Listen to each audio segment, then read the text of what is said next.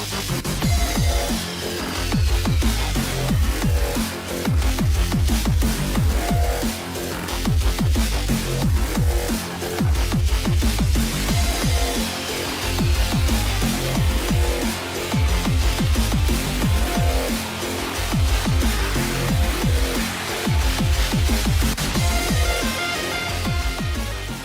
time for Two Guys and a Goalie with Dustin Nielsen, Matt Cassian, and the goalie, Joaquin Garrett.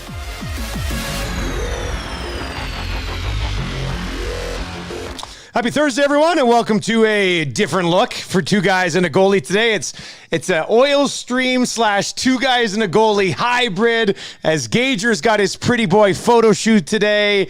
Hernan is still actually on the air with low tide. So, Tommy, thanks for sliding in today, joining myself and Cass. How are you, buddy? I'm doing fantastic. Great to be here. And it's actually, I'll throw another wrinkle into this one. The Don Wheaton GM on white pre and post show hybrid with me and Cass. So we're cross-mojonated in so many ways here.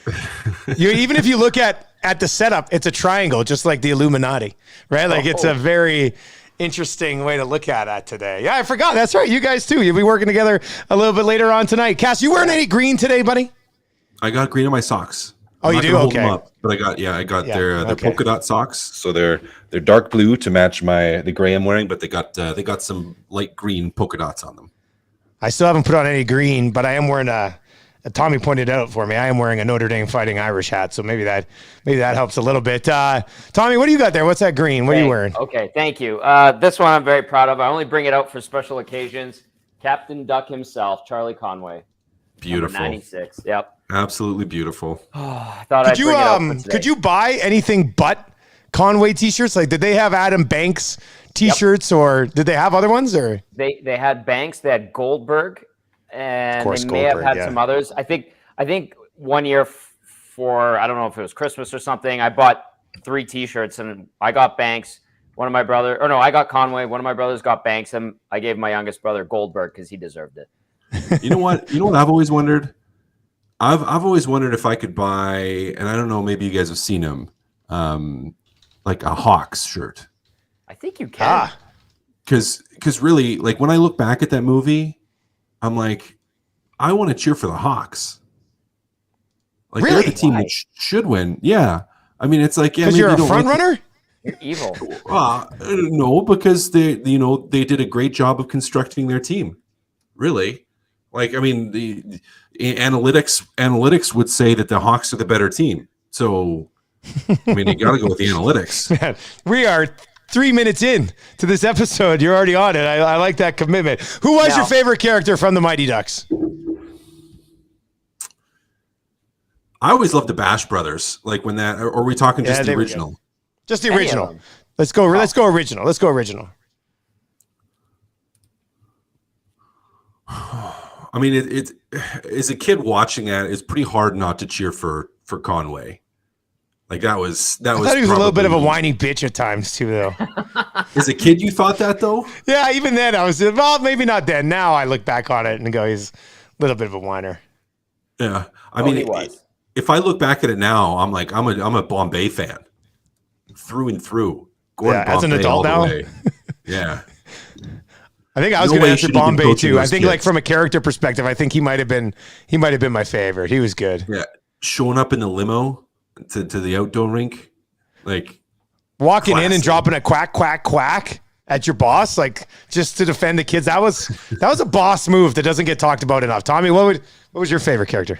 I really liked Averman or Lester Averman. Yeah, Averman. Yeah, he was funny. Those stupid jokes, and you watch them and you're like, where's Averman in this game? Did he play? And he barely plays. Like, I don't know if he ever scored a goal. And I think Averman was a pretty good skater though. Like, he was a decent skater, but he didn't do anything. No, he didn't. He was a role player. He was a role player. He was a 6 to 7 minute guy. Yeah, he doesn't do much. You don't really notice him that often, but good in the room. Good team guy. Great in the room. And huge team guy.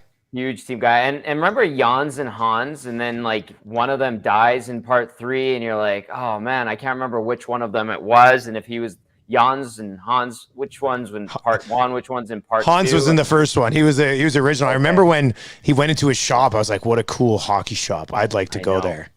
That was pretty neat, yeah. And I wondered where you could get Hendrix hockey stuff too, if that was a real thing. It was not. It was all iTech and Easton that those guys were wearing, and girls, which was fantastic. And Cass, you played in Mini for the Wild. Did you ever go to Mickey's Diner where Charlie's mom worked?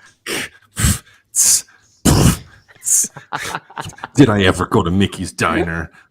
That diner also happens to be the diner from Jingle All the Way with Arnold Schwarzenegger, one of the most underrated Christmas movies I would vote for. So yes, we went there multiple times. I lived in a hotel in Minnesota for months, quite literally months, and it was just down the street from Mickey's. So yeah, we went there. Because I spent a summer there rehabbing shoulder surgery in Mini 2 and lived there. So we were right downtown, and that was a frequent breakfast spot for us because there wasn't a ton of breakfast places down there. So we'd go hit up the old diner. They had good blueberry pancakes. St. Paul's sleepy. Now, were you at the St. Paul Hotel, and do you think it's haunted? St. Paul Hotel. Yeah. They don't put you up in the St. Paul Hotel. No. I spent months living at the Holiday Inn. Snap. Yeah, really, and it was great. They put you up. An NHL team put you up at the Holiday Inn. Yep, right across the street from the rink, and I had someone, one of the hotel staff. Like I knew most of the hotel staff by name because you were there for months. Had shoulder surgery. Had one of the cleaners steal all my meds. When I was out to eat and they were cleaning the room, all of a sudden all my medication disappeared, except they left me one because it was the heavy stuff, right? Because it was like a major shoulder surgery. So nice of them to leave you one. Mm-hmm. They were thoughtful. They're like, oh, well, I'll leave him one. So he has time to call the doctor and be like, yeah, my medication got stolen. Actually, you know what? It worked out okay because I didn't want to take the meds anyways. And I was trying to get off of the heavy stuff after like two or 3 days. So I just stopped at that point and just went to like regular Advil and Tylenol because I was tough. But so I mean, I could tell you stories about that. No, the St. Paul's not haunted. Number one. Number two, we stayed at the Holiday Inn. So damn. Well, cool story nonetheless. And I ate a lot of turkey burgers from the Liffey because there was not much to eat there. You always go to Tom Reed's. Yeah, I went to Tom Reed's quite a few times. Yeah. You know what? One of the most fun times I had, I'll say with management, actually, was being it would have been after the season. I'm trying to think of exactly when it was, but because again, living at actually, at that time, me and Marco Scandella had a place because they put us up for the rest of the year. Like we transitioned to being there for the rest of the year, but I bad sports hernia, like I tore my ab and my groin muscle right off. And so I had to have surgery. Like I played for 3 or 4 games. It took me like 3 days to be able to skate once at that point, but they had already used like most of the emergency call-ups like, because it was post trade deadline. So they had asked if I could keep playing. And I was like, well, I'll try. Like my abdominal muscles literally like ripped halfway off, but I'll try. So I played for like 3 games before. It was taking me like 15 minutes just to get out of bed in the morning. Like I had to add extra time. Anyways, we lived right by close to the rink at some like temporary apartment things. And so my season was shut down and because I couldn't, I just had surgery. And so I ended up at Tom Reed's one night with Brent Flair was our assistant GM. And it was like all the GM he ended up coming there later. Awesome guy, by the way. One of my favorites, like just hockey people. He's fantastic. And his wife was hilarious, like just 2 really, really good people. And so it was like me, Tom Reed, Flairzy's wife, one of the other GM's wife, like Flairzy ended up being there too. And it was still like, I think one of my favorite, like being out nights in however long. Then anyways, like it was a lot of fun. So I won't get into the gory details, but good times at Tom Reed's. Tom Reed's place could get sloppy. And I just want to give context to Tom Reed. He'd be like Al Hamilton. Of Edmonton. Okay. He was an original North Star and he was a broadcaster and then he owns a sports bar right down by the street from the rink. Yeah. Nice. So he's very much, he would be like Al Hamilton. Like he has that type of reputation where it's like everybody in Minnesota knows who he is in the Twin Cities and most of them would know him by sight too. And he's an awesome guy too. Yes. Tom's a good dude. Always at his bar. That's perfect. That sounds like a nice time. It's like cheers, essentially. Yeah. All right. Chris Abbott's going to join us in about 10 minutes. We'll get to we got to talk about it in a second. But Oilers and Sabres tonight. The Oilers have won 3 in a row. They're getting Puljujärvi back. They're getting Chris Russell back. Mike Smith is going to start. Cass, let's start with you, buddy. What do you expect from the Oilers here tonight against a Buffalo team that's won 2 in a row and 4 of their last 6? Well, I'm hoping they're catching Buffalo, like where they won 2 in a row, where Buffalo's kind of like, oh, yeah, now we're good. Like, we're good. We don't need to win another one. Where they're feeling pretty good about themselves, and the Oilers can jump on them, and Buffalo be like, it's all right. Like, we won a couple games in a row. It's okay to lose this one. I'm hoping that's the attitude that Buffalo is taking into it. They're probably not taking that attitude into it, but they're probably going to push. Edmonton needs to play the same way they played against Tampa. And I'm hoping that they got the playing down to another team out of their system with that game against Detroit, and that it was a wake-up call, like where they came away with the 2 points. They can take a deep breath and go, okay, you know what? We played horrible. We need to not play like this again, but we got the 2 points, so we're okay. And I really think that it's easier to do that when you play down and you win than when you play down and you lose. Because when you play down and you lose, all of a sudden you're building that negative momentum, where when you play down and you win, at least, you can still pull positives out of it. And it's not just like a moral whatever. It's like, no, it's an actual victory. We got the 2 points. So big opportunity here. Schmitty is going to be a big story. If he doesn't play well, what happens? Right up against the trade deadline. Yeah, like what happens? If Schmitty doesn't play well, Schmitty shouldn't play for the rest of the year unless it's in spot duty. It's hard to argue that. Right. So if he doesn't play well tonight, that's it. Koskinen and Skinner, unless one of them gets hurt. Is that what you're thinking, Tommy? I think it should have happened. Do you think they actually? Yeah, but do you think they do that? I don't think they do that yet. I do think they do that. Really? I think because they're not out of the woods just yet, man. You're right. They need to win these games. And Cass, like I'm thinking to myself, I'm like, okay, everything you said, I completely agree with, obviously, but I'm worried that they did not take any lesson out of that Detroit game. I'm worried that they just think that they are still the same team that won last Saturday against Tampa. And it's because this team continues to fall back into bad habits. It's between their ears. The problem, maybe we talked about it on the pre and post game show. You guys probably talked about it on Two Guys and a Goalie. It's like, we would look at personnel. We would look at how the coaches were using guys. We would look at coaching strategy. I think that the sleeper problem all year has been the team's collective mindset. Like, I think it's still between the ears. And that's why I'm fearful that tonight's game will end up being closer than it should be. Add to the fact Buffalo has been playing well, like you guys said. But I think that the Oilers they don't learn lessons, which is unfortunate. And that's a problem. That's my take, at least. It's I think a very real and reasonable fear, Tommy, like to say that they haven't, because we've seen a regression into some old habits at times. I do think the engagement from Jay Woodcroft has been better, and I think that has helped to where they're not as likely to do that. But to sit and to say that, you have a fear of that, I think that's very real. And I'm not going to say that people shouldn't be afraid of that. I'm trying not to be. But, until they prove otherwise, they have slid back into old habits. So, maybe there's an opportunity for them tonight to put a stop to the bleed in terms of play. And because what, Tom, would you think if they came out today and they have a really good game and they just destroy and dominate for 60 minutes?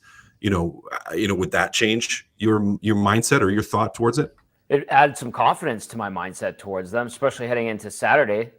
There are a couple instances, Cass, this season where they did come out and spank teams that they needed to. One was Montreal not long ago, and then the other one was Chicago, where they just didn't give the Hawks anything here at home on a Saturday. I think they need to have another one of those performances, but sadly, like too many times you and I and Hernan and Dusty have gone into a game day saying, this is a game that the Oilers will probably win, should win. And then we end up talking about a loss or a spoiled point or something like that. And it's like, damn, these guys can't figure it out sometimes, it's not a good sign, at least in my mind. I might be getting I might be getting sucked in again because, like, I'm leaving my show this morning. Lowtide comes in and goes, "Oh, I'm worried about the Oilers tonight." Hernan's on the other side of the glass. I'm looking at him. I said, "What do you think tonight?" He goes, "I don't really like it tonight." And I'm sitting here. I think the Oilers win tonight. Like, I think they get it done. I even went as far this morning as saying I think Mike Smith plays well in a victory tonight. So, well, I mean, he's due for a good game, so we got that going for us. But I think they play well tonight. I think they get a victory tonight. I think they make it 4 in a row at home, and I think they run the table with a victory on Saturday as well against New Jersey. And then where does it go from there when they get back onto the road? I don't know, but I think this homestand has been pretty good for them so far. We'll get to the Oilers a little bit more, obviously, with Keep It or Clip It. Chris Abbott's going to be by in about 5 minutes, so let's dive into. We got to talk about it, boys. Tommy, you're the official guest today. What do we got to talk about, buddy? Yeah. Okay, thank you. Boys, we got to talk about who might actually be able to beat Colorado and Calgary in the playoffs this year, because now we're watching both teams loading up. Calgary pulls off a trade for Yancroc yesterday, and that's on top of Toffoli, and who knows, maybe they're not done yet. Maybe they want to add some defensive help as well. And then on top of that, we're seeing the Avs in the mix for Claude Giroux, and they're looking great. So, who could realistically beat them in the postseason, and unless they inevitably meet and face one another? But my sleeper pick to beat them in a playoff series, and it's either one of these teams, and I think it'd be more likely if this team met Colorado, they'd beat Colorado, is the Nashville Predators. They beat Colorado a couple of times. They have some really good pieces, some great veterans. Saros is having a good year. Their defense is good. Like, I think the Preds in the West are the sleeper team, and they might be able to give not only the Flames a run, but they might be able to beat the Avs in the postseason if you get to the Avs goaltending. I mean, it doesn't matter to me because the East is just going to destroy the West in the Stanley Cup final, whoever's there, unless they beat each other so bloody that there's nothing left. You think that's the case, Cass? You think the East would destroy Colorado or Calgary? Well, here's my thing. So two things. One, I don't think I wouldn't be as worried about Calgary. And I think the likelihood of Calgary getting upset is much, much, much, much more high than Colorado. Wow. Reason being is I think that with Calgary, what you're seeing right now is Sutter's already squeezing everything out of them. Like, is there another can they for get Calgary? More, yeah. I don't think so. Like, what we're seeing right now, this is Calgary's best. And can they sustain it? It's possible they can sustain it into playoffs, but other teams are going to raise their game too. Other teams are going to play better defense too. And although Calgary's loading up, and they've been making moves and they're being active, I just don't know how much more they're going to get out of them. So I would lean towards Colorado still being the better of the two. My sleeper team here, is actually going to be Minnesota. I mean, Predators are a good one, but I think Minnesota is going to be my sleeper team here.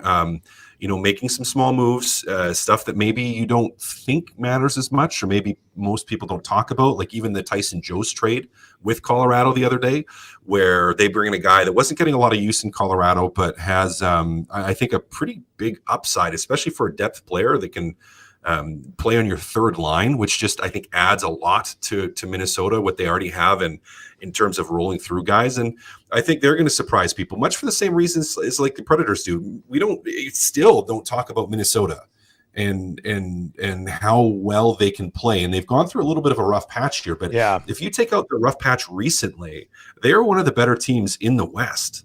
Like if you look at from overall record, again, if we look back a month, they were one of the better teams. They put up a lot of goals. But we don't talk about it. Nobody talks about it. Nobody talks about how many goals the Minnesota Wild are putting up recently. I mean, they score. I think they're second in the West, I think right now, maybe third in terms of goals for. Second. Sorry, I just pulled it up here. So they got 222 goals for. Colorado has 236, which is shocking when you think about it, that we don't talk about it, and they score a lot of goals and they have a solid defense. Now goaltending, we could look at Minnesota and say, okay, you know what, are they going to get what they need out of there? But I do really think that they could be a team that could challenge Colorado or Calgary if it comes down to it. To me, if I'm looking at a sleeper pick out of the West that could beat one of those two teams, right now it's Minnesota. I'm not sure anybody does. Like, I think I'd be pretty confident in picking a Colorado-Calgary conference final. But I'd probably go with St. Louis. I mean, if you look at other teams that might be able to stop them along the way, St. Louis has a bunch of guys who've already been there and won one in the past. I mean, they're a different team than they won it, but they've got guys who've got that job done before. They're pretty stingy defensively as well. When you look at like Calgary as a team that's good at shutting it down, so is St. Louis. Outside of those two teams, St. Louis is by far and away the next best in the West in goal differential.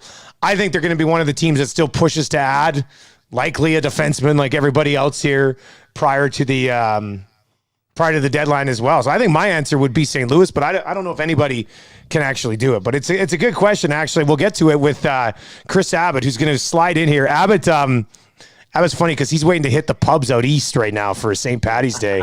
So we're kind of really cutting into his time. So I'm gonna get Abbott in here as quickly as we can. I would quickly throw this out to you guys as I set Abbott up here. None of us mentioned the Oilers, obviously, because they got a lot of work to do to just lock up that playoff spot. But Kaz, what would you think, like, if they met today in a best of 7, Calgary, Edmonton, how does that series play out? You're asking me? Yeah. What are the odds? What do you think? I kind of want to hear what the odds are on that. I mean, Calgary probably wins. Okay, let's say they play 10 times. Like Calgary win 7 of those series and the Oilers take 3, or I'd have a 6. I'd go 6 to Calgary. 6-4. Yeah. I'd go 6-4 because if everything lines up for Edmonton, if Edmonton gets some goaltending, they have the potential to win. Like they can. Your offense is high powered enough. Now it's been up and down and cyclical in some ways where they've gone through stretches where it's been great and then it dries up. But if you're clicking and McDavid takes over and Draisaitl takes over and you get some goaltending, you can still win. I mean, with those two, the potential is always there. And again, I don't think you can squeeze anything else out of Calgary at this point. I think you can squeeze more out of Edmonton. So still lean towards Calgary. I think overall up and down, just a more complete team at this time. That's playing better at this time, but yeah, Edmonton's got a shot. So favor Calgary by an extra series. So 6-4 Calgary. If we're picking 10, what would you do if they played 10 best of 7s? 10 best of 7s. Yeah, I'd probably give the edge to Calgary still, but all of those would be a bloodbath. It would be every single one. Yeah, it'd be fun. Yeah, it would be close, but Calgary would prevail. Just deeper team. 2 guys and a goalie, as always, presented to you by our friends at CoolBet. Stay cool, bet responsibly with CoolBet. And if you've not yet signed up for an account there for some reason, do it. Use the bonus code 2guys. You get a 100% deposit bonus on your initial deposit up to $200. Like I mentioned, Chris Abbott has been waiting. He's looking at us here. We've got Cass and Gager today, or Cass and Gazzola, no Gage, no Hernan. And we do have Chris Abbott like usual. Chris, how are you, buddy? Hey, I'm good, fellas. How are you guys doing today? I'm doing all right. Are you now in the upstairs of your parents' house? Like, where are you right now? I've seen you at so many different. I could pick out hotels that you're staying at now. But where are you today? What is this? I am. I'm in the family room upstairs. A little bit better lighting. I don't get chirped about the kind of the log cabin feel of the basement. So yeah, just trying to keep it classy. Big plans today, buddy, or what? Yes. As soon as I get through with you guys, I'm heading to the Street of George and seeing what kind of trouble I can get into over the next 12 hours or so. Question. Do you have, like our friend Huge Wiener Handsome Tom Gazzola, a Mighty Ducks t-shirt that you can wear? Oh, you know classic what? Green. No, I don't. I wish I did. I would. Then the question becomes, whose name and number do you get on the back? I feel like Charlie Conway is a little bit played out. Sorry, Tommy. Not so much of an. I mean, I have respect for Adam Banks' ability, but I would go. I think sneaky Guy Germain. I'd get a Guy Germain because Connie Moreau is an absolute babe, and Guy just locked that down early on in the series. He did. I'm very jealous of Guy Germain. And I totally forgot about Guy Germain until you said that. But now I'm thinking, I'm like, oh yeah, Guy Germain, he had that under control. That was a smart move at a young age too. Very impressive. Hey, Marguerite Monroe is like, she's still like rocking hot. She a foxy lady? Oh yeah. Yeah. I didn't, it's funny, right? You think about like when you're young, we're all about the same age. And I think back to like, and I see the memes pop up. So I'm like, oh, cool. It wasn't just me, like the pink Power Ranger, and Topanga and Alex Mack was underrated for the teenage boys. So yeah, it was I don't know how we got here, but yeah. Yeah, St. Patrick's Day, man. Why did we not get here earlier? I'm sleeping in my childhood bedroom, so I don't know. Maybe the memories are coming back. You still don't have the posters on the wall, do you? No, but it's funny. I didn't have a Mighty Ducks poster, but I had the Teenage Mutant Ninja Turtles movie. I had that original poster where they're coming up out of the sewer. Yeah. Good times. They're fun times, yeah. Hey, we were talking about it. Calgary, Colorado. Tommy brought it up a little bit earlier on. Calgary, Colorado. Which team outside of those two in the West do you think has the best chance to stop one of those two in the West? Well, I was on when Cass was talking about Minnesota, and I do think they're criminally underrated. Like, I watched their game against Boston last night. I don't know if you guys saw it. That was a mean hockey game. Like they're playing playoff hockey. Like they're built for this. So I think Minnesota's a team to watch out for. I mean, Vegas has completely fallen off a cliff. I don't think, I know we've talked about LA and Anaheim on this show before, but, Cass predicted it a little while ago that those guys would start to fall by the wayside. I think it was from his analytics. So yeah, I think Minnesota, I think you can never count out the St. Louis Blues. But I have really liked what I've seen from Calgary lately. That's for sure. Chris Abbott with us from Cool Bet. The Oilers tonight get the Buffalo Sabres. You got to play on this game? Like when you go out for a 12-hour shift on St. Patty's Day, you already locked everything in and then you just let it go, or do you sit there and sweat it all night as well? I let it go, but there will be a TV in the vicinity. I'll have the live betting capability. So I've been watching a lot of Buffalo lately. They played the Leafs a couple of times, and then they've just had really good odds, so I've been watching their games. And they're coming along, man. They've got a good team. Their top line is not as good as any in the league, but Tage Thompson and Alex Tuch, Jeff Skinner, that line has been outstanding. Got some good young D. Craig Anderson's been playing well for them. So anyway, the other side of it, I heard you guys talking about Mike Smith. He's allowed 3 or more goals in 10 of his last 13 starts. So I've got Sabres over. You don't have to tell us. Yeah, I've got Sabres over 2.5 locked in. I got 2 units on their plus 1.5, and their money line was like plus 210. I think it's up to plus 230 now. Too good not to take Buffalo here. You might be a wise man tonight. Everybody seems really nervous about the Oilers tonight, so maybe Buffalo's the right play. Let me ask you this, because I'm going to come back around to and keep it a clip, but then we'll let you get away for your St. Patty's Day. If Connor McDavid, every time they get Buffalo, you're like, oh, if only Buffalo would have held on to that pick and they'd have Connor McDavid. Chris, do you think Connor McDavid would have led the Buffalo Sabres anywhere that he hasn't been able to lead the Edmonton Oilers? No. I mean, he would have had less around him in Buffalo at the time. This team only really turned around when they moved on from Jack Eichel. So here's the difference. I think McDavid would have continued to be obviously who he is, and people maybe would have gravitated, and maybe Buffalo would have attracted a few more players over the years. We're starting to see that Eichel might not be like, the leadership type, or like the guys are going to rally around you type. So I think he's going to have success wherever he goes, but he wouldn't have had Leon Draisaitl with him in Buffalo. And both organizations have just had some head scratching decisions over the years. So I don't know if it would have played out any better in either place.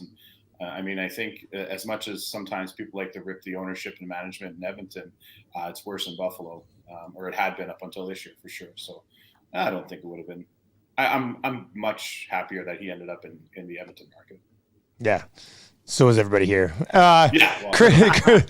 You have a fun day. Be safe. And if you're up for it, I'll talk to you on the Lock Shop tomorrow, okay? Yeah, I'll be around. And I just want to say that somehow the Carolina Hurricanes are like a -115 or -120 against the Leafs tonight. And God bless Canadian bettors who just back the Maple Leafs for absolutely no good reason with their third, fourth, fifth goalie going and no Austin Matthews against a legit Stanley Cup contender. I might not drink and put every dime at my disposal on the Hurricanes tonight, which I just set up to be a big letdown. But I don't see how that game is so close in odds. Take a closer look.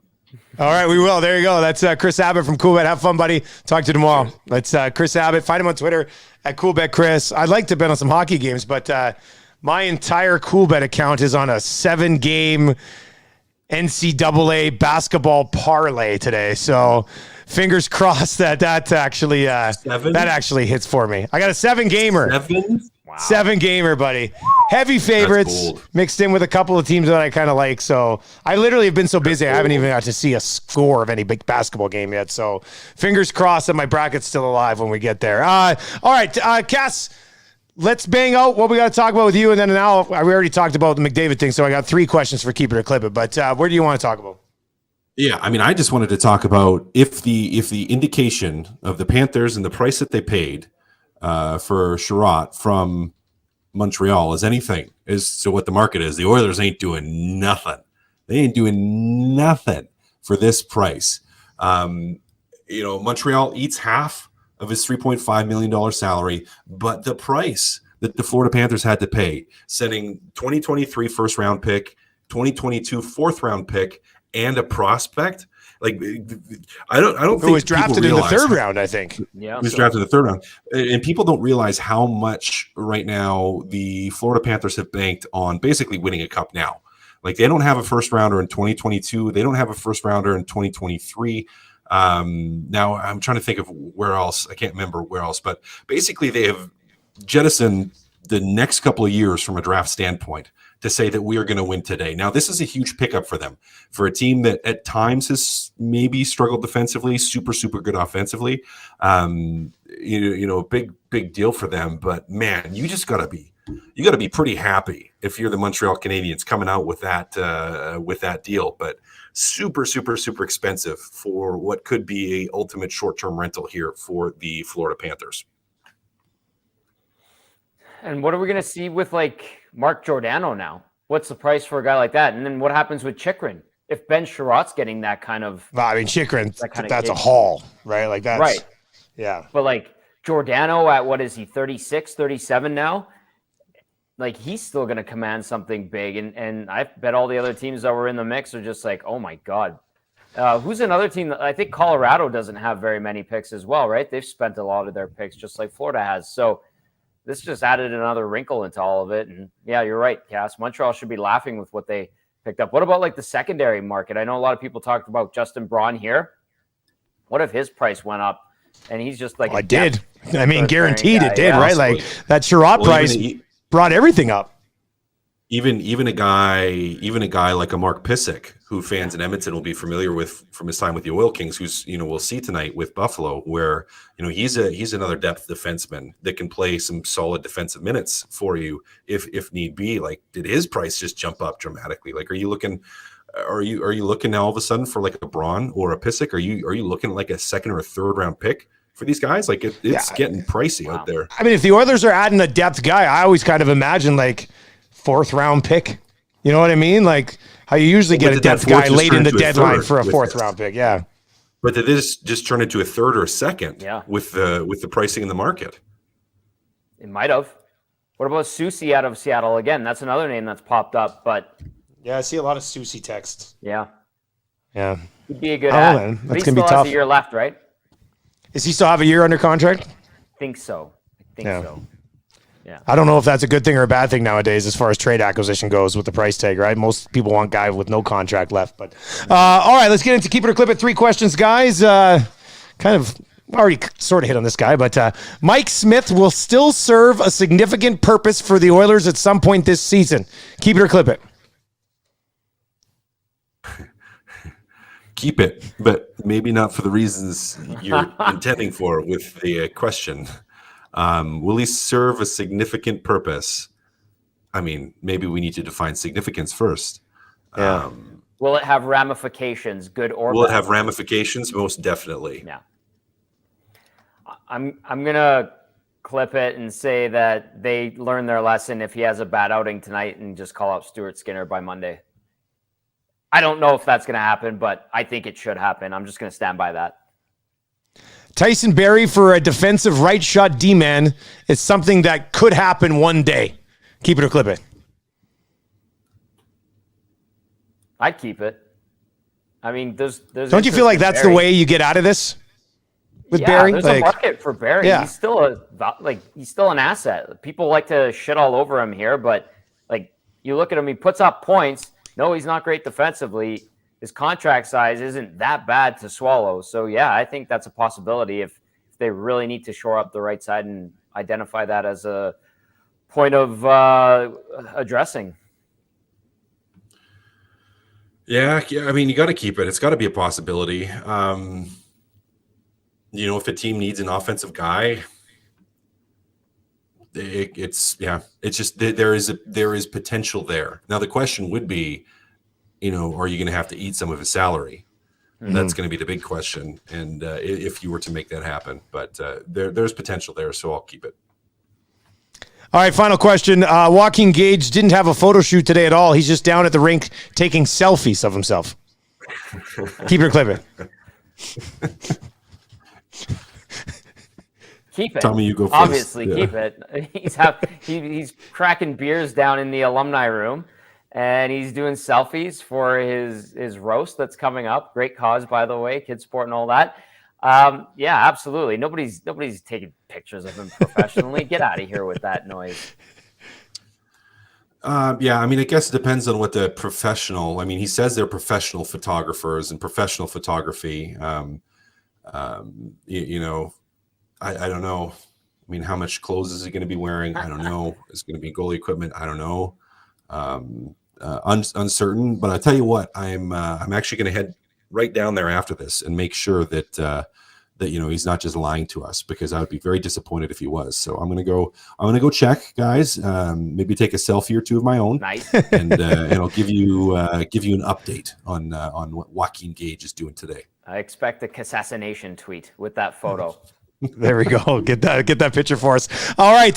You guys will actually be, Tommy, you're on the air tonight. What, 6:00? Cass will be joining you? Yeah. Cass will be on for Game Changers at 6:20, and myself, Connor Halley, and Cass. And then we'll go with Hernan on the post-game show. One other note, with the Coupa League stuff we talked about on the Oil Stream yesterday, I followed up on it. The guys I talked to from Oilers Hockey Ops have no clue what the heck that's all about. Hasn't even come across some of their desks. So it's very secretive. Interesting. Could be, or it just doesn't exist. Or it just doesn't exist. All right, boys, have a great pregame and postgame tonight. Tommy, I'll talk to you on the Oil Stream tomorrow as well, buddy. Thanks for stepping in today. Cass, have fun at the skate today, man, and we'll talk to you over the weekend, all right? Sounds good. There you go. That's another episode of Two Guys and a Goalie. Thank you very much for watching or downloading. It's all brought to you by our presenting sponsor, Coolbet. Have a good weekend. We'll be back. Special deadline day episode of Two Guys and a Goalie. We'll be going live around 12:30 on Monday and taking you through the deadline. Should be a pretty fun episode. We'll talk to you then.